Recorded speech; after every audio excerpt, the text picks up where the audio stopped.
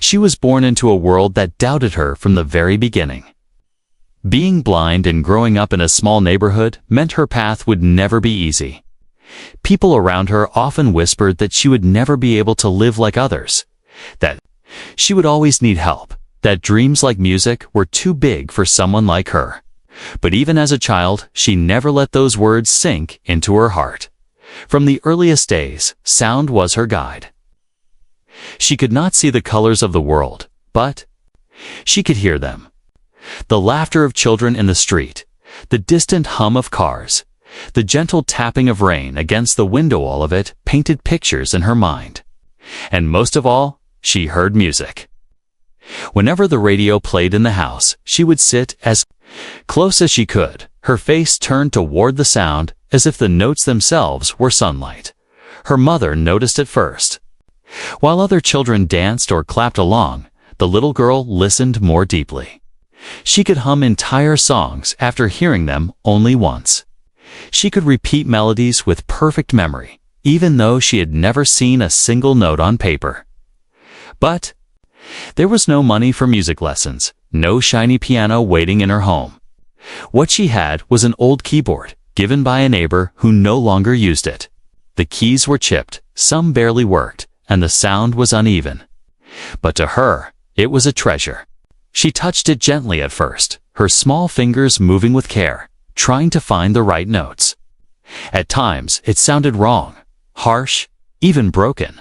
But she kept trying. Every day after school, while other children played outside, she sat at that keyboard. She pressed keys over and over, letting her ears guide her. Sometimes she grew frustrated, tears rolling down her face when the sound didn't match the song she carried in her heart. But she refused to stop. She would wipe her face, take a deep breath, and begin again. She discovered music in her own way, not by reading notes, but by listening and feeling. She learned how soft touches created gentle sounds, how firm strikes created power. Slowly, she built her own connection with the instrument. The keyboard became her voice, her way of telling the world who she was. Her family supported her as much as they could. Her mother would sit nearby, listening to her play, encouraging her with kind words. "You have a gift," she would say softly. "One day, the world will hear it." Her siblings sometimes teased her, sometimes grew annoyed by the endless practice, but deep down, even they were amazed by what she could do. At school, however, it was different. Other children laughed at her when she talked about becoming a pianist. "You can't even see the keys," one boy mocked. "How will you play on a big stage?" The laughter hurt, but she carried their words like fuel. Each insult became another reason to practice harder, to prove them wrong. The dream of music became her shield against the world's cruelty. Whenever she played, she felt free. The blindness, the doubts, the whispers, they all faded away when her fingers touched the keys. She imagined herself on a grand stage, the lights warm on her face, the sound of applause filling her ears. She couldn't see it, but she could feel it. And in her heart, she knew it was real. As the years passed, her skill grew. She could play songs that moved people to tears, even though she had never seen sheet music. Friends and neighbors began to notice. Sometimes they would gather outside her window, listening quietly as she played in the evenings. Some would clap, others would smile, and for the first time, she felt the respect she had always longed for. Still, the road ahead was uncertain. She had no formal training, no teacher to guide her, no wealthy family to buy her a proper piano. All she had was determination, raw talent, and a dream burning inside her. She told herself again and again that one day she would stand before a crowd, not as the blind girl they pitied, but as the musician they admired. And so, she kept practicing. Through pain, through doubt, through loneliness, she clung to her dream of music. It was not just about playing notes. It was about proving to herself and to the world that blindness could not define her, that her spirit was stronger than any limitation, That dream would soon carry her into a world far bigger than she had ever known. And it would lead her to a moment when she would face humiliation, cruelty, and disbelief, only to rise higher than anyone ever imagined. Asterisk, the opportunity came like a miracle. For years, she had played her old broken keyboard in the small living room of her home. She had no stage, no audience, no spotlight, only her imagination and her dream. But one afternoon, her music teacher at school, who had always admired her stubbornness, approached her with exciting news. "There's going to be a special concert in the city," the teacher said warmly. "The famous pianist, Edward Grayson, will perform. They are inviting young students to attend. I've managed to get you a place." Her heart skipped a beat. Edward Grayson. The name itself carried weight. He was known across the country, celebrated for his skill, adored by critics, and respected by musicians everywhere. To her, he was a legend, someone whose recordings she had listened to on the radio countless times. His music felt like magic. The thought of hearing him live filled her with both excitement and nervousness. She couldn't see him, but she could hear every note. She imagined his fingers gliding effortlessly across the keys, creating the kind of music that had inspired her since childhood. On the day of the concert, she arrived with her teacher. The auditorium was grand, the kind of place she had only dreamed of: soft carpets, golden lights, and the murmurs of a well-dressed audience. The air buzzed with anticipation. She clutched her cane tightly, following her teacher's guiding hand. People's eyes lingered on her as she entered. Some whispered softly, noticing her blindness. She ignored them, as she had learned to do. When the performance began, she sat still, her ears wide open. Edward Grayson walked onto the stage to thunderous applause.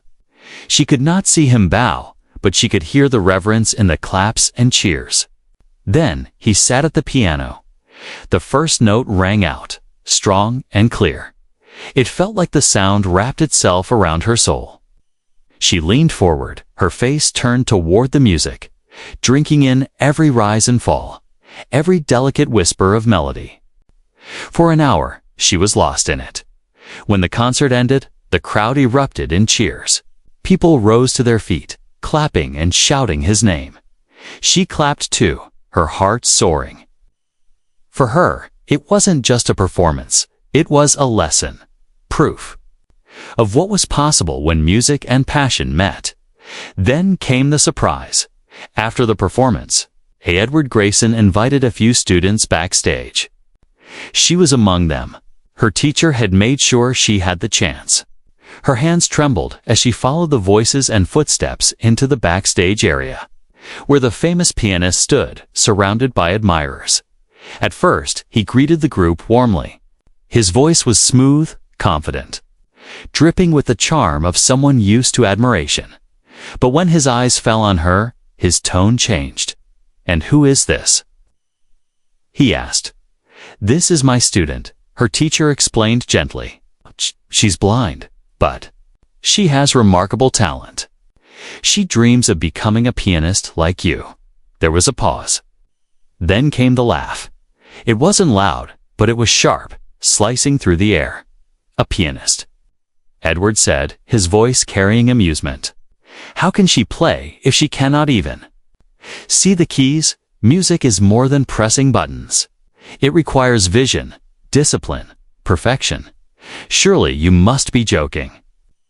The group grew quiet. Her teacher shifted uncomfortably, but before she could speak, the girl stepped forward. Her voice was soft but steady. "I can play. I feel the music." Another laugh, this one louder. Edward's admirers joined in, snickering behind their hands. "You feel the music," he mocked. "Perhaps you can play a tune for your family at home, but to stand on a stage, to play for the world. No, little one, that is not your place." His words struck like arrows. Around her, the other students looked away, unsure of what to say. Some pitied her. Some seemed embarrassed. But she stood there, silent, her hands gripping her cane tightly. She refused to let him see her cry. Inside, her heart ached. Edward Grayson, the man she had admired for so long. The man whose music had filled her dreams had just mocked her in front of everyone. He had dismissed her not just as a musician, but as a person. Her teacher tried to speak up. "With respect, sir, she has real talent. I've heard her play." But Edward waved a hand dismissively. Talent. Music is not for the blind. It is an art of sight and precision. Do not waste her time with false hopes. Those words burned in her memory. She felt the familiar sting of being underestimated, of being told she could not, she would not, she should not. She had heard it all her life, from strangers, from classmates, even sometimes from her own family. But hearing it from the man she admired most cut deeper than all the rest. She said nothing more. She turned her face away, standing tall in silence. Her teacher placed a hand on her shoulder and guided her out.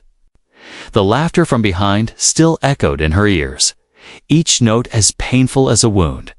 But as they walked back through the long hallway of the theater, she whispered to herself, "One day I will play, and when I do, the whole world will hear me." Teacher heard the words, said nothing, but smiled softly.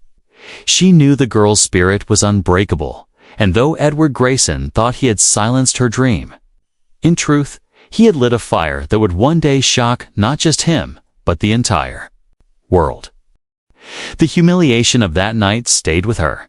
She had gone home silent, her cane tapping softly against the pavement as her teacher guided her back. But inside, her chest burned with anger and shame. Edward Grayson's laughter echoed again and again in her mind. His mocking tone, the whispers of the other students, the disbelief in the air, all weighed heavy. She had dreamed of meeting him for so long.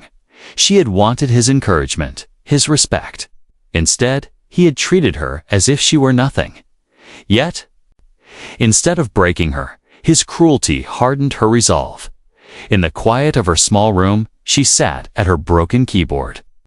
Her fingers trembled at first, but soon they found their strength. She played until the sound filled the night. Her music was not polished, not perfect, but it was alive. Each note carried her pain, her anger, and her determination. "If they doubt me," she whispered, "then I'll make them listen." A week later, fate delivered the chance she never expected. The same auditorium where Edward had performed was preparing for another event. This time, it was a music workshop open to students, families, and anyone with a love for the piano. Edward Grayson himself would be there, conducting demonstrations and mentoring young talents. Her teacher came to her with the invitation. "They're letting students play on stage this time," she explained gently. "It could be your chance." The girl hesitated. Fear gripped her chest. The memory of laughter was still raw, the pain still sharp. Did she really want to stand in front of strangers again? Did she want to risk more humiliation? But then she remembered his words, "Music is not for the blind." Her hands tightened into fists. "I'll do it," she said. The day of the workshop arrived. The auditorium was filled with students clutching sheet music, parents whispering encouragement, and curious onlookers eager to see Edward in action. The air buzzed with energy and nerves. Backstage, she waited with her teacher, her cane resting at her side. Around her, other students whispered. Some recognized her from before. "Is she really going to play?" One boy muttered. "She can't even see the keys," another said under his breath. She heard every word. Her ears, sharper than most, caught every cruel whisper. But she kept her face steady. When Edward walked onto the stage, the audience erupted in applause. He smiled his practiced smile, bowing gracefully, soaking in the admiration. He spoke about discipline, technique, and the importance of perfect sight and coordination. The words stung. They were meant for her. Then, one by one, students were invited to play short pieces. Edward listened, offered critiques, sometimes praised, sometimes corrected. Each student left the stage with a mixture of pride and nerves. Finally, her name was called. The room grew quiet. She felt hundreds of eyes on her as she stepped forward, her cane tapping lightly against the polished floor. Her teacher walked beside her, guiding her to the piano bench. The whispers grew louder. Some doubted. Some laughed softly. Edward's voice cut through the silence. Yes.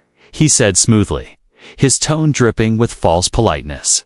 "The blind girl? I remember you." The audience shifted uncomfortably. A few people chuckled nervously. "Are you sure you want to try?" Kwai asked. "It can be difficult, especially without sight." Her heart pounded, but she lifted her chin. "Yes," she said simply. Edward gave a mocking little shrug and gestured to the piano. "Very well. Show us what you can do." She sat down, her fingers brushing the cool ivory keys. The piano was far grander than her broken keyboard at home. Its sound would be richer, fuller. For a moment, fear threatened to freeze her hands. What if she failed? What if the notes slipped away from her fingers? What if the laughter came again? But then she remembered her mother's words, "You have a gift. One day, the world will hear it." She took a deep breath and began to play. The first notes were soft, cautious, like a whisper in a storm. The audience leaned forward, expecting failure. Edward folded his arms, his smile smug. But then, the melody grew. Her fingers found the rhythm, the chords, the heart of the music she had practiced for years.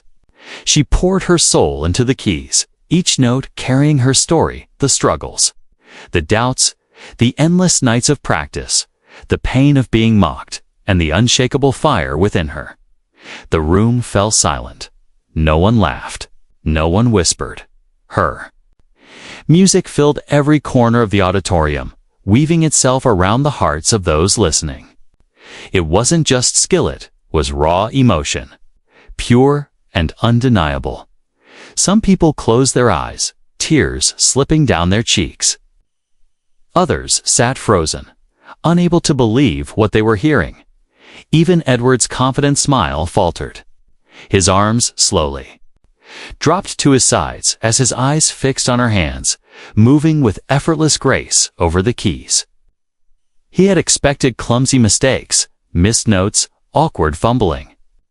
Instead, he saw mastery. He heard beauty, and he realized, for the first time, that he had been wrong. When the final note lingered in the air, the silence that followed was heavy.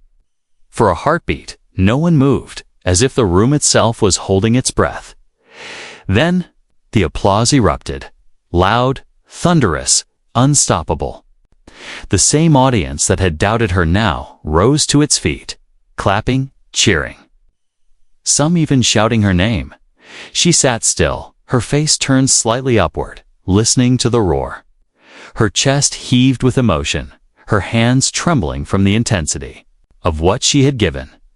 And somewhere in the back of the room, Edward Grayson lowered his gaze. For the first time in his career, he had been humbled not by another famous musician, but by the blind girl he had mocked. That night would not just change her life, would become the beginning of a story that would echo far beyond that hall. A challenge meant to humiliate her had instead revealed her brilliance. And the world had only just begun to see what she could do. When her fingers first touched the grand piano, no one could have imagined what would follow. At the start, the audience expected mistakes. Many thought she would stumble over the keys, press the wrong notes, or lose her place. After all, she was blind, and Edward Grayson's words about her limitations still lingered in everyone's ears.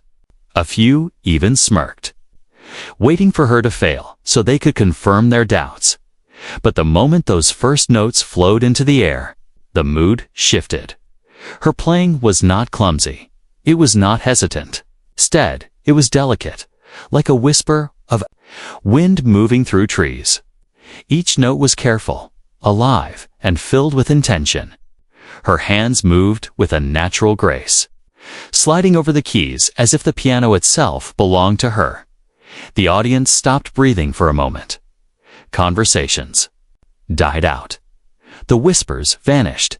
People leaned forward in their seats, drawn in by a sound they had not expected.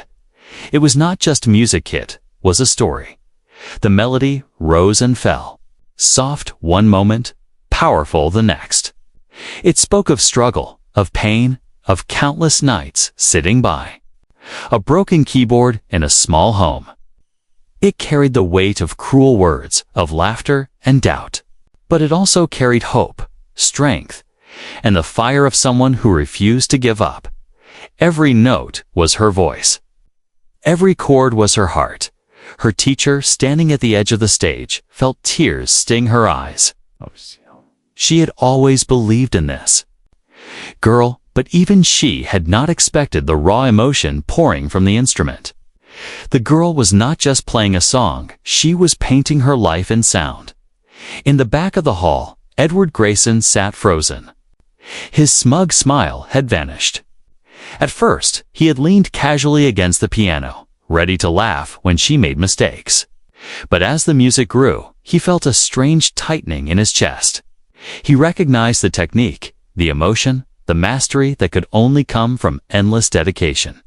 And with every passing second, he realized that this girl, this blind girl he had mocked, was reaching a level of expression he himself had not touched in years. For the first time in a long time, the famous pianist had nothing to say. The audience, too, was transformed, closed their eyes, letting the music wash over them like a tide. Others stared at her hands, amazed by the way they moved, quick and sure, without hesitation, as though guided by something unseen. A few even wept quietly, unable to hold back the emotions rising inside them. Children who had once whispered and laughed now sat silent, their eyes wide.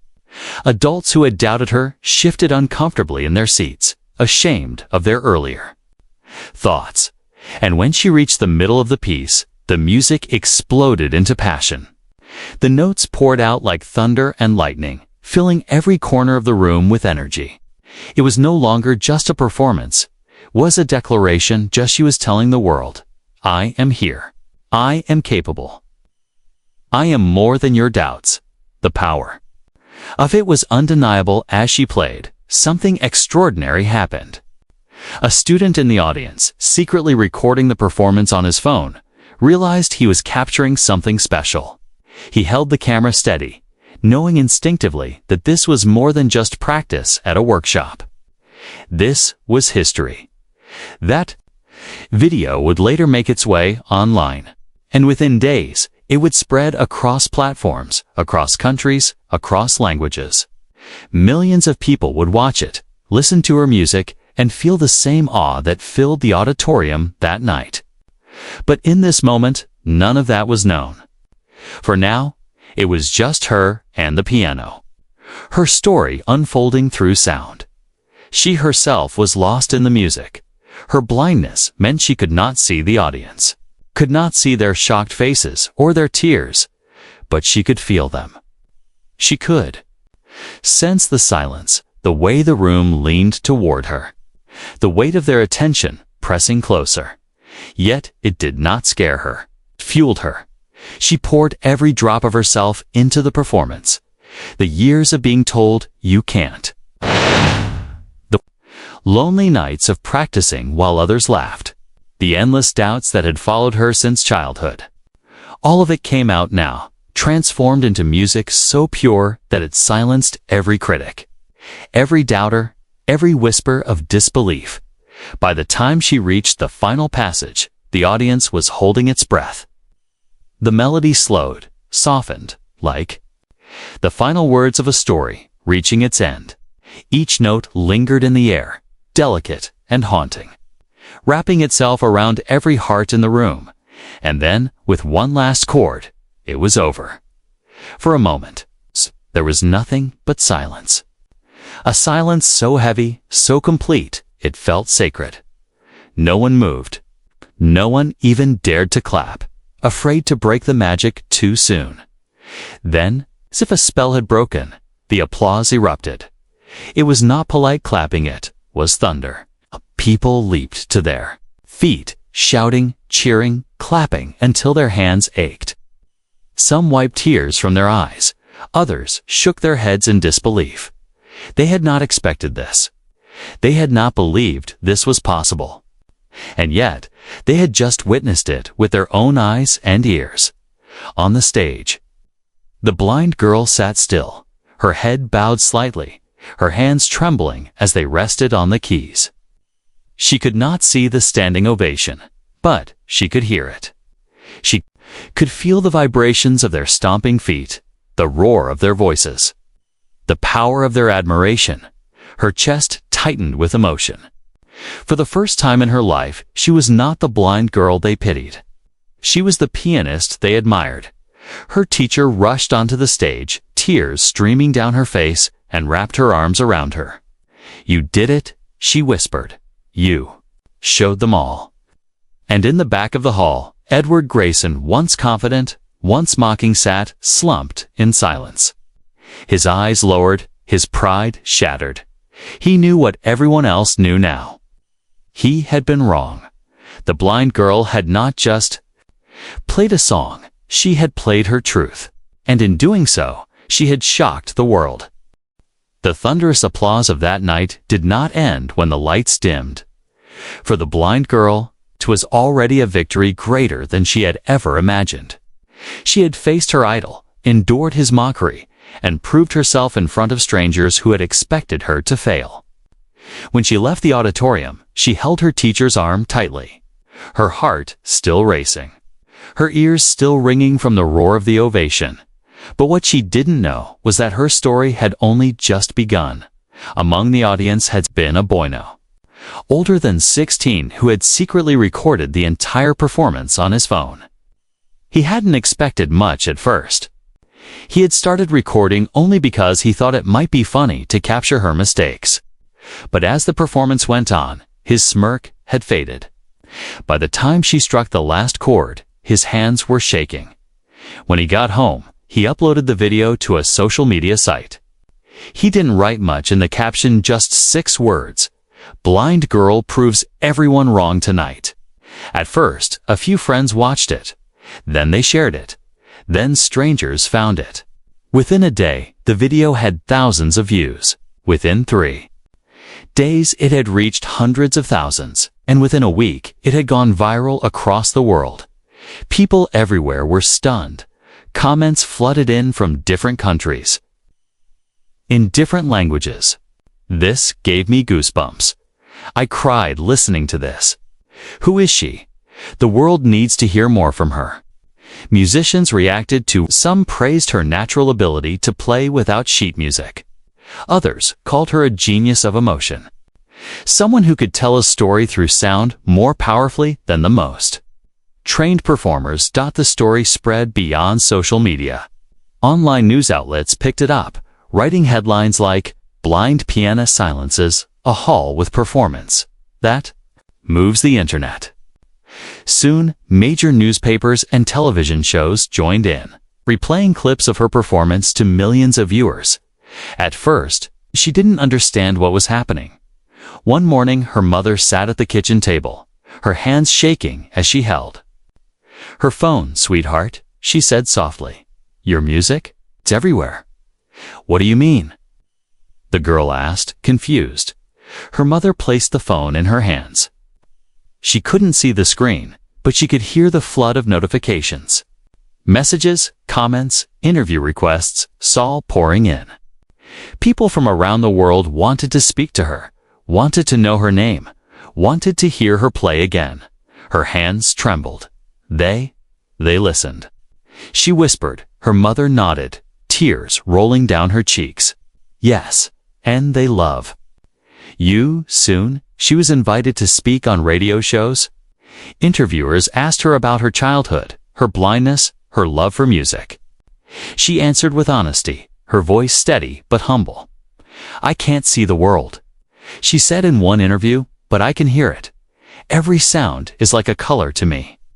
And when I play, I just want people to feel what I feel." Her words touched listeners as much as her music did. Letters began to arrive at her, small home letters of encouragement, of admiration, of gratitude. People who had lost hope wrote to say that her story gave them strength. Parents of children with disabilities told her she had inspired their kids to dream bigger. She had become more than a pianist. She had become a symbol. Meanwhile, the video of her performance continued to spread. It reached universities, music schools, and even concert halls abroad. Some professional pianists admitted openly that her emotional depth surpassed their own technical perfection. And in one quiet corner of the world, Edward Grayson watched the same video. For years, he had been celebrated, praised, and respected. But now, the headlines no longer spoke of him. They spoke of her, the blind girl he had mocked. He had been certain that her talent was worthless without sight. But now the entire world was praising her for the very thing he had dismissed. He watched the video in silence, his pride crumbling. The laughter he had once thrown at her now echoed back at him, cruel and hollow. For the first time, he realized how wrong he had been, not only as a musician, but as a human being. But for the girl, there was no time for bitterness or revenge.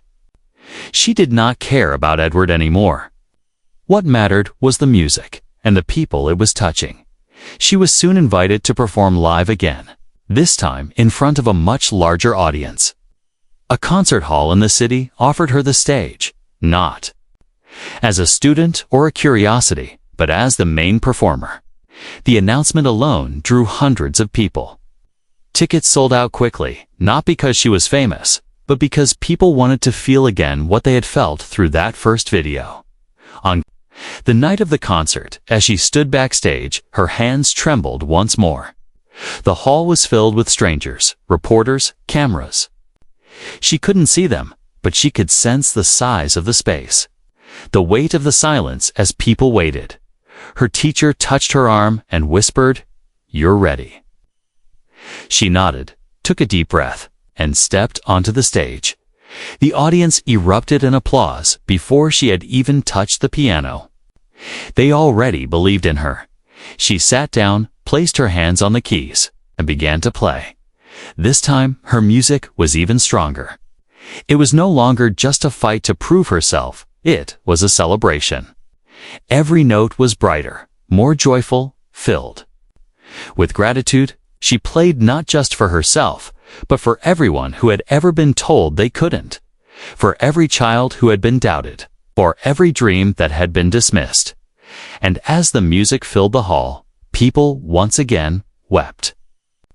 Cameras captured the moment, and by morning, her second performance had gone viral too. The world was no longer just listening. The world was following her. Her dream of music had become something greater than she had ever imagined. It had become a movement, one that proved that strength comes not from sight, or privilege, or even fame, but from heart. And she was only just beginning. The invitations began to arrive faster than anyone could have imagined. First, it was the local concert hall. Then, a National Music Academy. And soon after, messages came from across the ocean, requests from international festivals, cultural events, and charity concerts. Everyone wanted to hear the blind pianist whose music had stunned the world. At first, she felt overwhelmed. She was still the same girl who practiced on a broken keyboard in her living room. The sudden attention frightened her. But her teacher reminded her gently, "They aren't here for perfection. They're here for your heart." And that has always been ready. So she said yes. Her next performance would be her greatest challenge yet, an international charity gala in one of the world's most famous concert halls. Thousands of people would be in the audience, with millions more watching through live broadcast. The thought made her hands sweat, her stomach twist, and her heart pound. But she also knew this was What she had been waiting for all her life. The night of the concert arrived. The grand hall sparkled with golden light, glittering above the vast crowd. The stage stretched wide, polished to perfection. And at its center stood a massive concert piano, gleaming under the spotlight. The audience was filled with diplomats, celebrities, journalists, and ordinary people who had bought tickets just to see her. Backstage, she sat quietly, her cane resting beside her. She could hear the hum of the crowd, the low conversations, the excitement building. Every sound painted the picture of a world she could not see, but could feel. Her teacher leaned close, whispering, "This is your moment. Remember, you're not here to fight anymore, you're here to shine." She nodded, took a deep breath, and stood. When she stepped onto the stage, the audience erupted in applause. The sound thundered around her, echoing through the hall like waves crashing on a shore.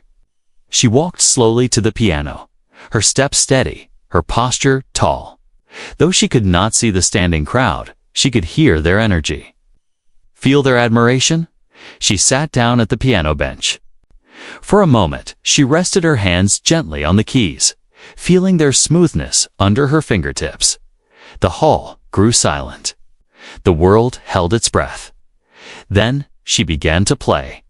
The first notes rose softly, like dawn breaking over a quiet landscape. The audience leaned forward, drawn in instantly by the gentleness, the purity of her touch. As the melody unfolded, it grew stronger, bolder, bursting with life. Her fingers danced across the keys with precision, each note flowing into the next, as the piano itself was telling a story through her hands. The music was unlike anything they had heard before. It carried the weight of her past, the loneliness, the struggle, the pain of being mocked. It carried the fire of her determination, the endless nights of practice, the whispers she had turned into fuel. But above all, it carried joy. This was no longer just about proving herself. This was about celebrating life, love, and the power of dreams. As she played, the hall seemed to disappear. The audience no longer saw a blind girl sitting at the piano. They saw only music, only beauty. Some closed their eyes, letting the sound lift them into a world beyond sight. Others sat frozen, their eyes wide, their hearts racing, unable to believe a human being could create something so pure. Even the cameras broadcasting the event seemed to fade into nothing. Across the world, people sat in living rooms, offices, and cafes, staring at their screens, tears in their eyes as her music poured into their homes.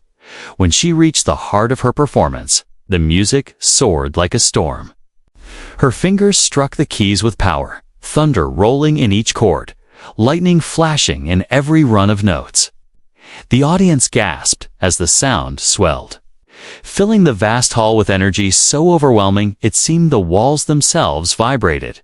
And then, as quickly as it had risen, the storm softened. Her playing shifted into tenderness, into a lullaby so delicate it felt like a whisper meant for every soul listening. The contrast was breathtaking.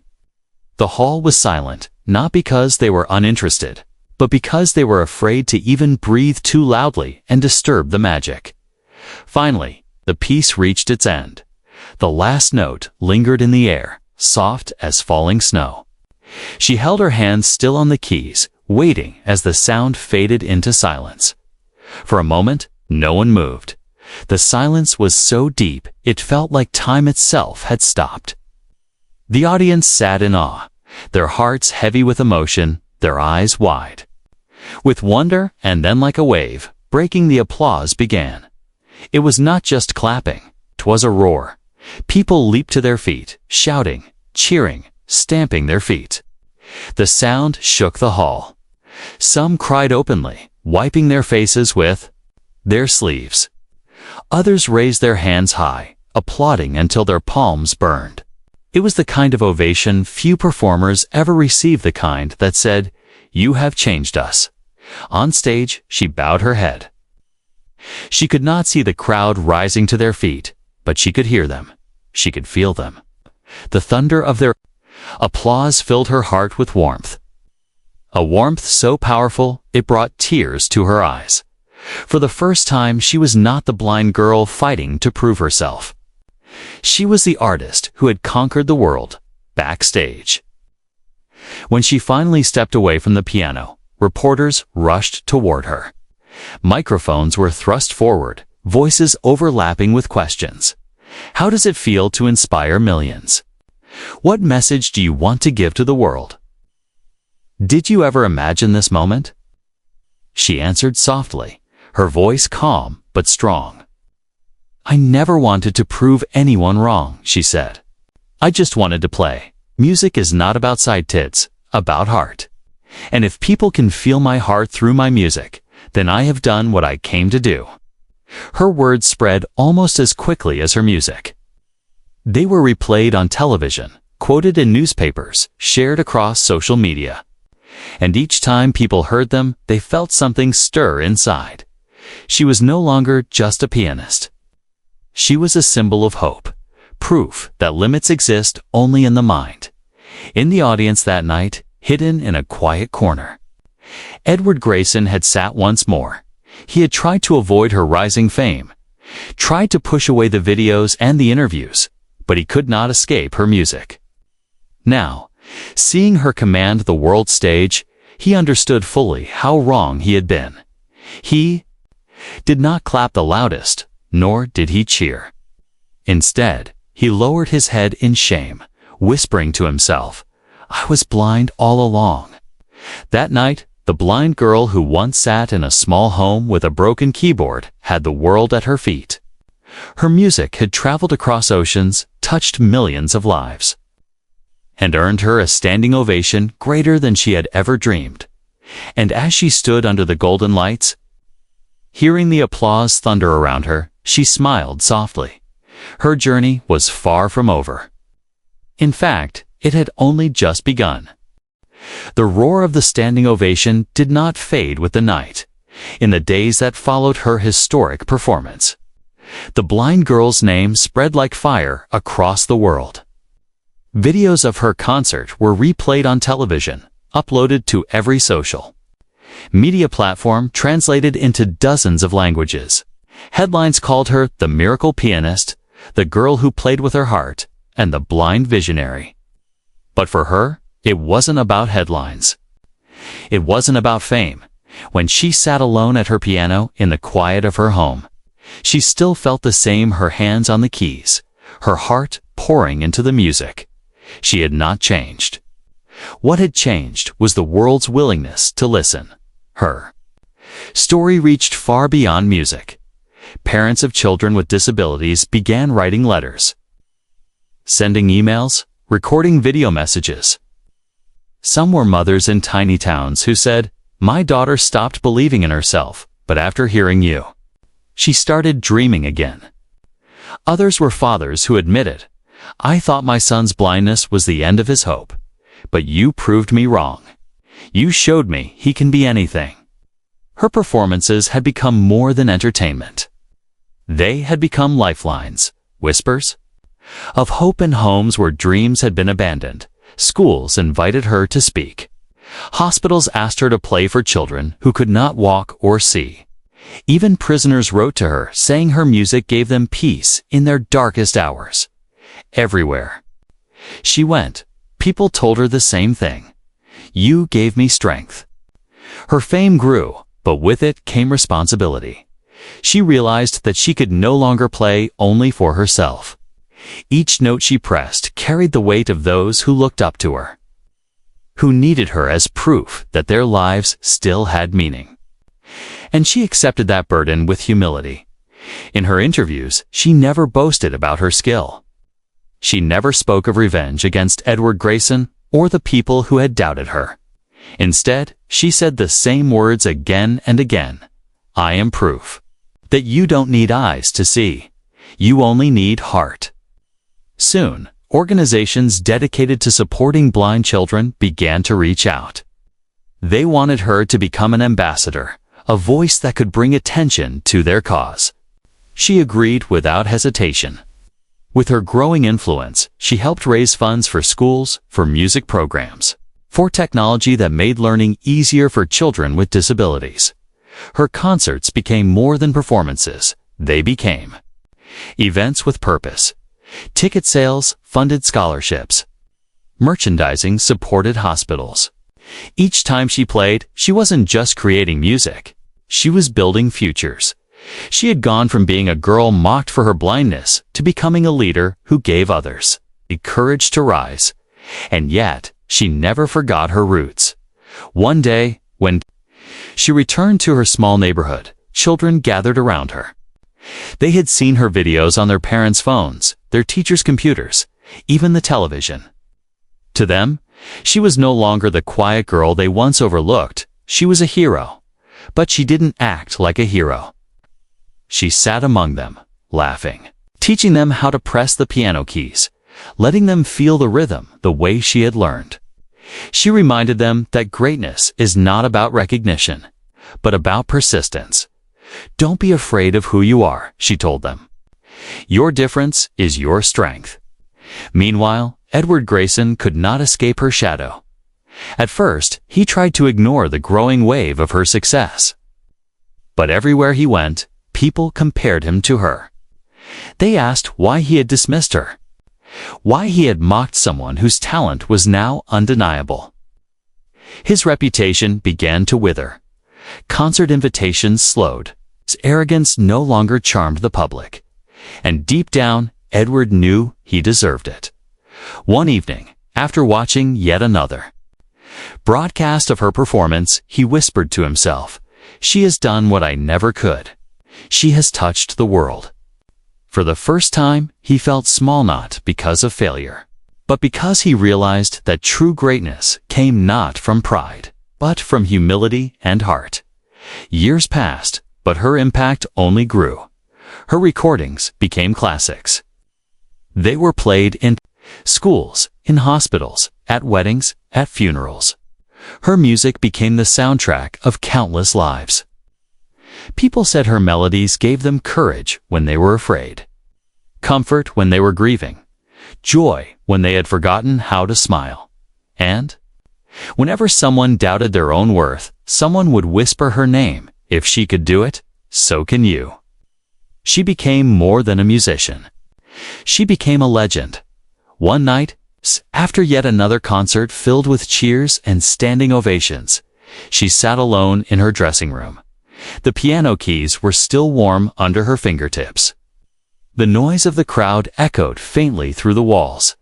She smiled softly. She thought of her younger self, the girl who had once been mocked, who had once been told she wasn't good enough, who had cried alone at her broken keyboard.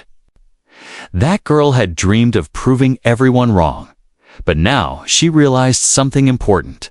She had not just proven them wrong. She had proven herself right. Her blindness had never been her weakness.